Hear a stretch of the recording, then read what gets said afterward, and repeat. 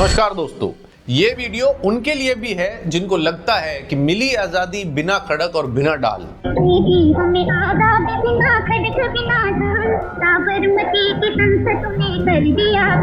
तो मैं बता दूं, जब हम एक्चुअल इतिहास को पढ़ते हैं तो समझ आता है कि इन लाइंस में कितना बड़ा झूठ बोला गया और पता लगता है कि जैसे आज भी देश में सरकार बनाने के लिए बड़े बड़े वादे किए जाते हैं, उसी तरह से आजादी के समय में भी इस तरह के डिसीजंस लिए जाते थे जो कि वोट बैंक की राजनीति की ओर साफ इशारा करते हैं। और ऐसे ही एक कारण के चलते श्यामा प्रसाद मुखर्जी जैसे राष्ट्रवादी नेता और संविधान के जनक डॉक्टर भीमराव अंबेडकर ने कांग्रेस पार्टी से इस्तीफा दिया और नेहरू जी का साथ हमेशा हमेशा के लिए छोड़ना ही बेहतर समझा।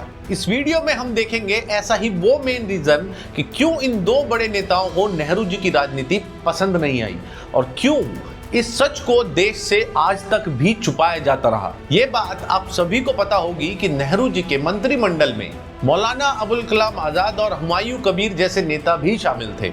और तो और इस देश का दुर्भाग्य ही रहा होगा जहां पहला शिक्षा मंत्री के रूप में एक मौलाना को बना दिया गया। इस देश में क्या एजुकेटेड लोगों की कमी थी जो एक मौलाना को शिक्षा मंत्री बनाया गया? हुमायूं कबीर जिन्हें राज्य शिक्षा मंत्री का प्रभार दे दिया गया। और इन लोगों के राज में भारत का पूरा इतिहास जो आज हम पढ़ते हैं वो लिखा गया। यहाँ तक कि एनसीईआरटी की किताबें जो आज तक हम पढ़ते हैं वो भी इन्हीं के कार्यकाल में बनाई गई। और लगभग आजादी के बाद के 11 सालों तक शिक्षा मंत्रालय इन्हीं के हाथों में रहा और इसीलिए शायद लिखे हुए इतिहास में हमेशा सिर्फ मुगलों का ही महिमा मंडन किया गया और इस देश का वास्तविक इतिहास जनता से छुपाया गया। वहीं दूसरी तरफ नेहरू जी के कैबिनेट के केसी नियोगी, जॉन मथाई और आर.के. शमुखम चेट्टी जैसे नेता नेहरू कैबिनेट को छोड़कर चले गए थे। कुछ ना कुछ तो वजह रही होगी ना, जो उस समय के इतने एजुकेटेड और योग्य व्यक्ति सब एक एक कर नेहरू जी को छोड़कर जाते रहे।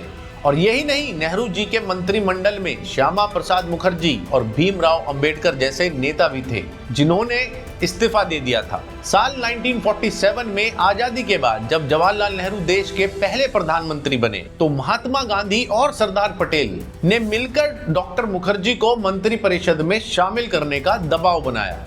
हालांकि नेहरू जी और डॉक्टर मुखर्जी में वैचारिक मतभेद हुआ करते थे, लेकिन वहीं दूसरी तरफ माउंटबेटन ने भी नेहरू पर दबाव बनाया कि वो इन्हें मंत्रिमंडल में शामिल करें, जिससे जनता की नजर में दूसरी विचारधारा का रिप्रेजेंटेशन भी हो सके।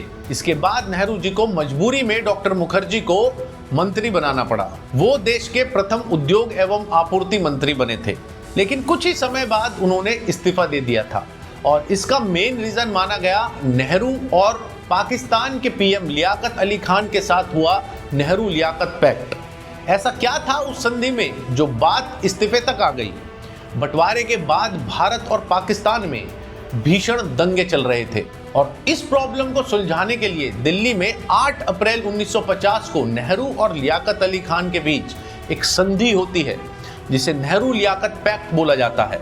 इस समझौते के चलते दोनों देशों ने अपने अपने देश में अल्पसंख्यक आयोग गठित किए, ऐसा आयोग जो अल्पसंख्यकों का ध्यान रखेगा।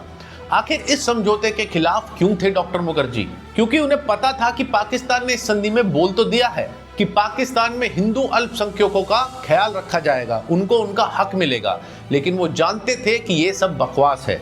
पाकिस्तान किसी भी तरह से पाकिस्तान में मौजूद हिंदुओं की कोई भी मदद नहीं करेगा और उन्होंने बकायदा अपने इस्तीफे में ये बात कही भी कि ये तो वक्त ही बताएगा कि कैसा हक मिलेगा हिंदुओं को पाकिस्तान में। और समय की चाल देखिए, डॉक्टर मुखर्जी की बात बिल्कुल सही साबित हुई क्योंकि पाकिस्तान में हिंदुओं के साथ क्या हुआ वो पूरी दुनिया के सामने है। डॉक्टर मुखर्जी अपनी इस बात को लेकर बिल्कुल सही साबित हुए और वो नेहरू के बाकी विचारों से भी सहमत नहीं थे, चाहे वो कश्मीर को लेकर हो या भारत के बंटवारे को लेकर हो। और तो और अपने ही मंत्रियों के विरोध के बाद, जनता के विरोध के बाद भी इस पैक्ट पर नेहरू जी ने साइन किए और ये डॉक्टर मुखर्जी के बर्दाश्त के बाहर चला गया था। इसीलिए एक राष्ट्रवादी नेता ने इस्तीफा देना ही बेहतर समझा। अब बात करते हैं कि अंबेडकर जी ने क्यों इस्तीफा दिया था। श्यामा प्रसाद मुखर्जी की तरह ही अंबेडकर जी के इस्तीफे की भी वजह थी नेहरू जी की तुष्टीकरण वाली राजनीति। विशेष समुदाय के वोटर्स और लोगों को लुभाने के चक्कर में नेहरू जी ने किसी और के हितों का ख्याल तक नहीं किया। अंबेडकर जी ने अपने इस्तीफे में लिखा था कि पूरी दुनिया में सबसे खराब स्थिति भारत में दलितों की है। बावजूद इसके ये सरकार दलितों की तुलना में मुसलमान की सुरक्षा को लेकर ज्यादा चिंतित रहती है। पीएम नेहरू का पूरा समय और ध्यान मुसलमानों की सुरक्षा में ही लगा होता है। तो उनके इस्तीफे में लिखी इन सभी बातों से ये तो साफ हो जाता है कि संविधान निर्माता अंबेडकर जी भी मानते थे कि नेहरू जी की कांग्रेस पार्टी सिर्फ तुष्टीकरण यानी एक विशेष समुदाय के अपीजमेंट की राजनीति ही करती है, जिसका परिणाम देश को आज तक भुगतना पड़ता है। डॉक्टर मुखर्जी और अंबेडकर जी ने शुरू में ही नेहरू जी की सच्चाई सबके सामने रखी थी और कांग्रेस के कई बड़े नेता भी इस बात को मानते थे कि कांग्रेस हिंदुओं के साथ जो कर रही है वो बहुत बड़ा अन्याय है। बावजूद इसके वो सत्ता के लालच में अपनी आंखें और मुंह बंद रखकर ही रह गए। देखिए, माइनॉरिटीज का ख्याल बिल्कुल रखा जाना चाहिए था, लेकिन उन माइनॉरिटीज के चक्कर में मेजॉरिटी का क्या, जो ज्यादातर लोग इस देश में रह रहे हैं, उनके राइट्स का क्या? आज तक किसी ने बात नहीं करी कि मेजॉरिटी के राइट्स पर भी कुछ होना चाहिए। आज तक किसी ने भी ध्यान नहीं दिया कि मेजॉरिटी जो इस देश में है उसके भी अपने राइट्स हैं, उनको वो राइट्स मिल रहे हैं या नहीं। सिर्फ हमेशा माइनॉरिटीज के राइट्स की ही बात होती रही, उनको अपीज करने की ही कोशिश चलती रही। और ये सब बातें मैं अपनी तरफ से बनाकर बिल्कुल भी नहीं बोल रहा हूँ। ये सभी क्लेम्स इन लोगों ने अपने इस्तीफे के बाद दिए हुए बयान या किसी चिट्ठी में खुद किए हैं, लेकिन इन सब वजहों को दबाया गया, ये आम जनता तक कभी पहुंचने ही नहीं दिया गया और ऐसे नेताओं को धीरे धीरे बदनाम किया जाने लगा और इनका नाम इतिहास में इतना कमजोर कर दिया गया कि इनके अद्वितीय प्रयासों को भी आज की जनता जानती तक नहीं।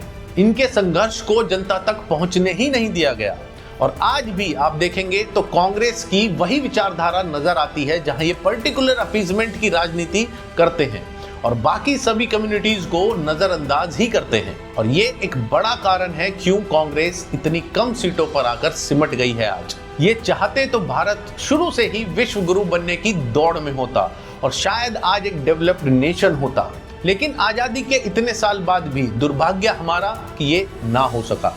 अब आप ही बताएं कि क्या कांग्रेस ने भारत की जनता के साथ अन्याय किया या नहीं। मिलते हैं नेक्स्ट वीडियो में। जय हिंद।